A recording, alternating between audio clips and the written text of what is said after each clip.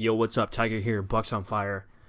And check this out, man. The Jump. If you've ever watched this show, it's pretty good. Actually, I do like this YouTube channel or show, or I don't know, is it actually on ESPN? I don't have TV. I guess it must be. This is just like a recording that you can get on ESPN's YouTube channel. But sometimes I don't like the guests that they bring on. A lot of them are players who, honestly, like previous NBA players, oftentimes, in my opinion, just my opinion, are some of the worst NBA analysts there are. So some of the more cerebral players from the NBA turn out to be very good analysts because, well, that's it, because they were cerebral, right? The ones who were good because they were high IQ players tend to be good analysts. But the guys who weren't high IQ players, but, you know, made their fame and their success through their actual NBA skills and athleticism more so, tend to be just kind of deadpans, I think, on these different, like, NBA shows or, like, opportunities to, like, be a temporary analyst, you know, or like make a guest appearance, right? So I don't know this middle guy's name, but it's just interesting because sometimes they don't really have any substance to back up what they say. They just kind of like make a reaction but don't really explain, and they're just really vague, and I just think it's kind of funny to watch them sometimes. Because they don't really seem to know what they're talking about oftentimes. It's guys like this, like Brian Windhorst. He's great. Like, he really does his research. He really makes thorough points without being biased. I really like this guy. I think he's one of the best analysts in the NBA, and I respect his opinion probably as much as anybody out there.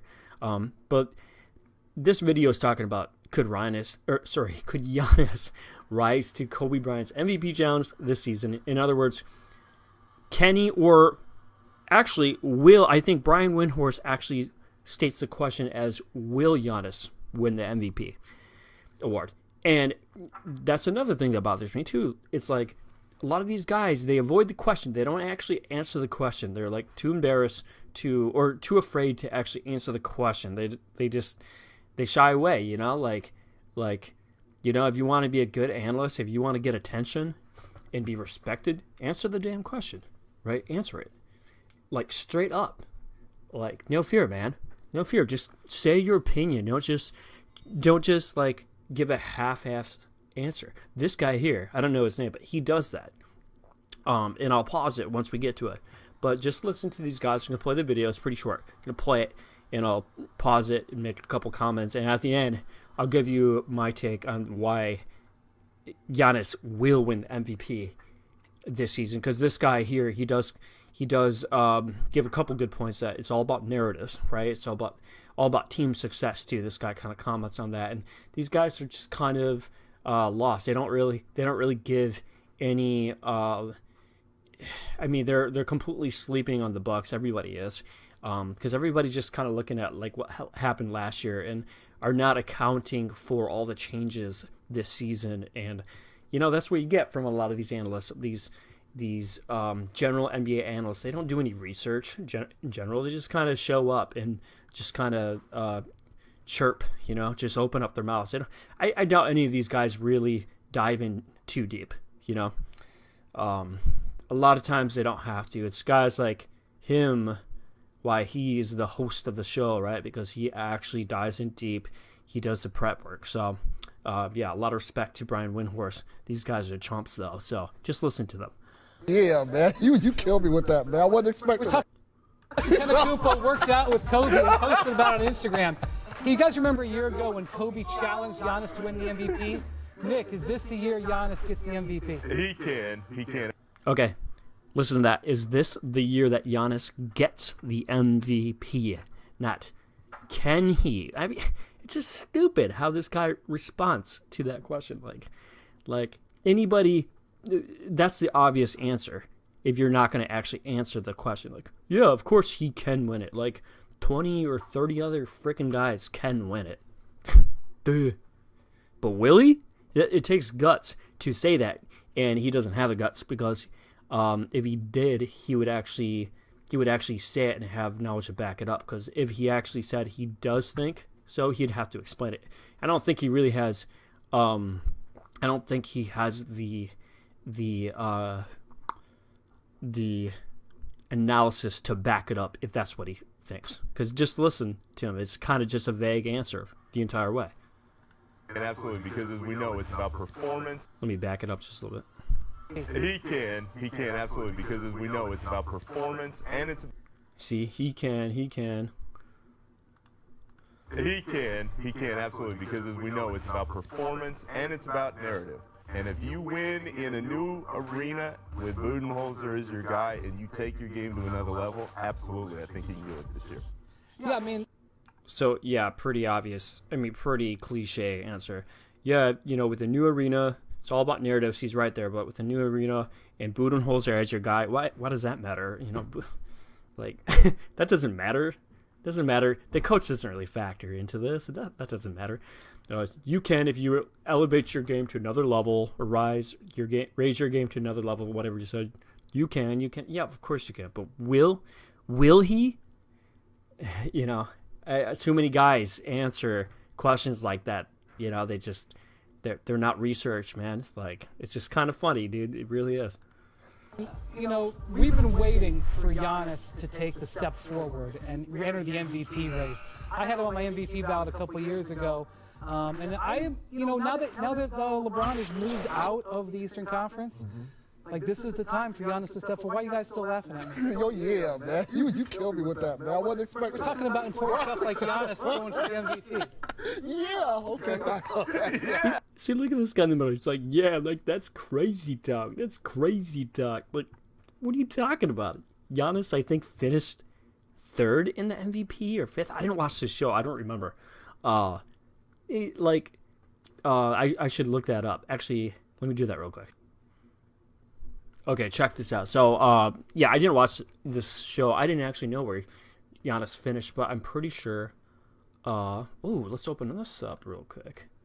Okay, so AD finished number 2, LeBron finished 3, Harden finished 1, but Giannis finished. Okay, so 1, 2, 3, 4, 5, 6. Okay, so Giannis finished 6. Okay, so. Any of these guys can win it, right? If you finish 6, it's like you're right there, and if you're actually paying attention to all the things that have happened, he's laughing because he's probably just assuming that, you're saying that he could win it over like LeBron or like some of these glorified names out there, which Giannis at this point is kind of a glorified name too because he's so popular in the NBA at the moment. I mean, he's at that level now.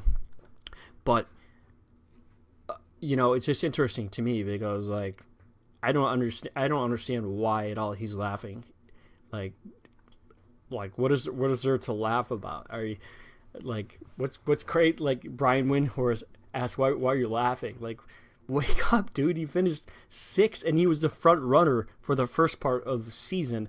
And, like, if you look at all these different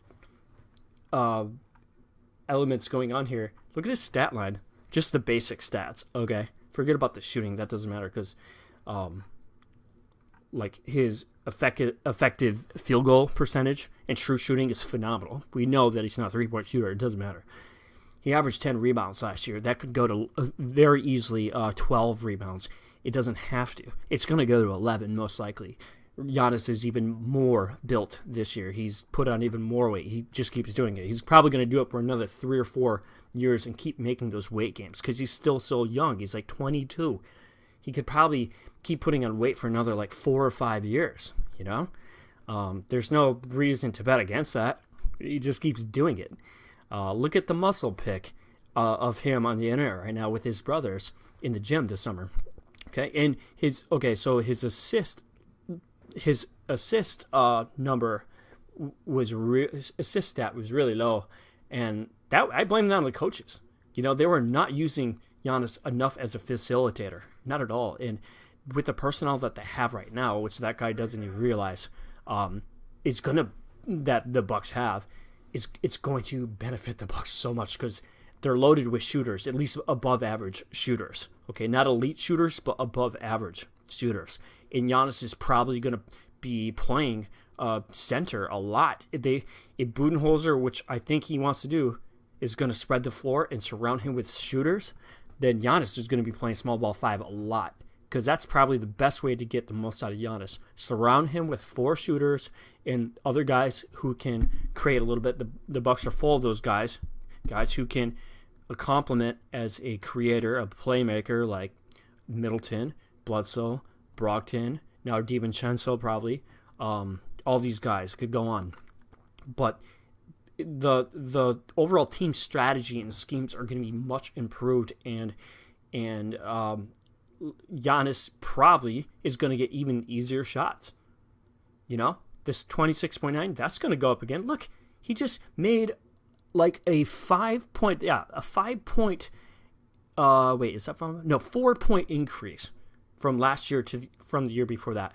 And it was like, rounding up 17, a 6-point increase from there. He's not done yet.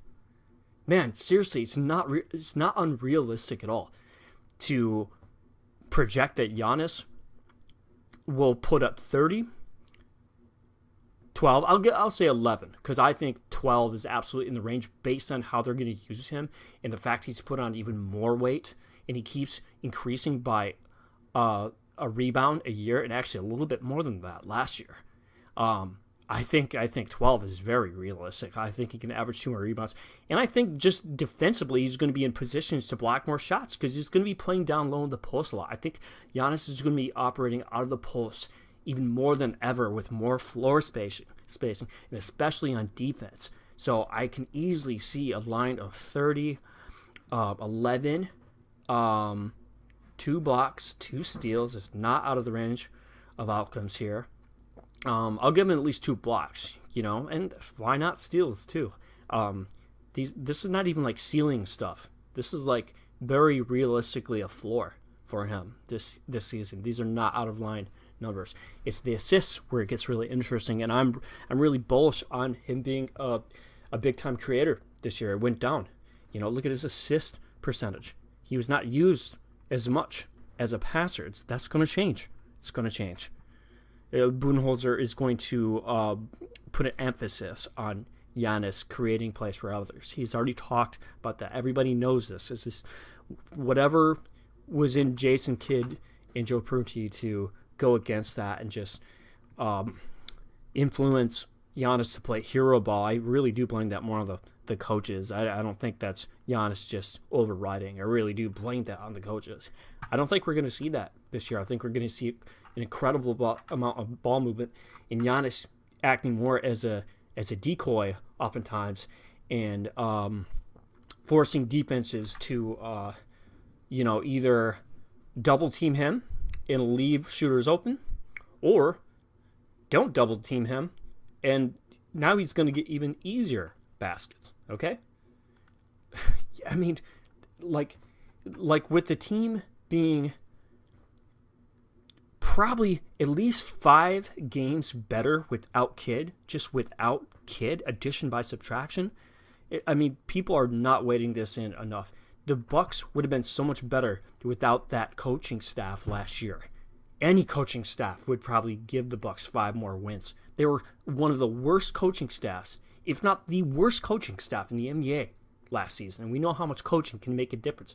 Ask the Boston Celtics, okay? Give them 5 more wins this year as a floor, easy. And honestly, I'm projecting much higher, okay?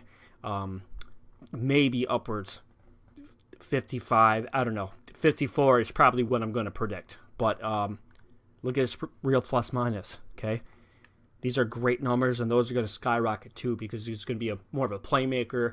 It's going to help the offense be more efficient, and he's probably going to be used better on defense. But whatever. You can watch the rest of this video. I just, laugh because it's funny. These guys don't know anything, People are sleeping.